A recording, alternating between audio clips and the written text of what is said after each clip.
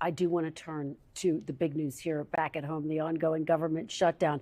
I want to play you a little bit of what President Trump had to say about shutdowns past when Barack Obama was president. Take a look. If there is a shutdown, I think it would be a tremendously negative mark on the President of the United States. They're not going to be talking who the head of the House was, the head of the Senate. I really think the pressure is on the President. If you were president, what would you do? Well, very simply, you have to get everybody in a room. You have to be a leader. The President has to lead. You have to get the people in a room, and you have to get a deal. Mr. Vice President, by President Trump's own calculus, the pressure is on him to get everyone into a room and get a deal, is it not? Well, Kristen, I wouldn't focus on the political pressure to get a deal. We really don't care what the poll numbers say. But what about what President Trump said? What's good for the What American about what people. Mr. Trump said, his own words? Well, Kristen, the president was talking back then when Barack Obama was president about the political realities. We are focused now on the governing realities because we're in power and we're trying to make the American people's government work for the American people, despite the fact that Chuck Schumer and the Democrats have shut down the government. Yeah. We have to step back and remember, Kristen, that there is a clean bill to open the United States government. The vast majority of Republicans and even a few moderate Democrats voted to open the government, but it's Chuck Schumer and the far left of Senate Democrats who have prevented this government from reopening.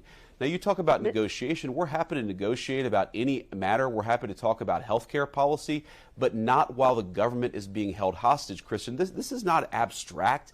This is not something that's pie in the sky. There are low-income women and children who will not get the food benefits they need to feed their families unless we reopen the government. We're trying to figure out how to pay our troops in the midst of this shutdown to keep our country safe and to make sure that our troops get their payments. We have got to reopen the government, and the president is committed to this. In fact, we've got a bill in the House that already passed the House. We want to make sure that that bill passes the Senate, but not so long as Chuck Schumer allows the entire country to be hijacked by a few far-left senators. Mr. Vice President, we still have a lot to get to. You are in power, and the administration has begun layoffs of thousands of federal workers.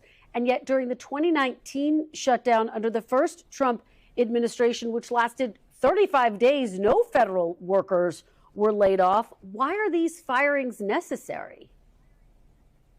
Well, I just think it shows the different priorities of Democrats and Republicans in the midst of these shutdowns. You really have to ask yourself, who do we care more about? Federal bureaucrats in Washington, D.C., or low-income women getting the food benefits they deserve, our troops getting the payment they need, flood insurance across the Southeast in the midst of hurricane season? But laying people off is a priority? We are going to have to lay off some federal workers. Kristen, if you would let me finish.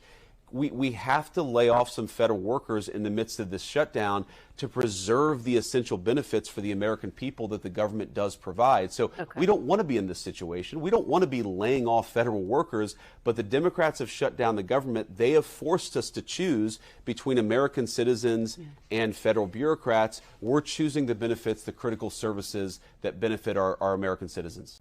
We thank you for watching, and remember, stay updated on breaking news and top stories on the NBC News app or watch live on our YouTube channel.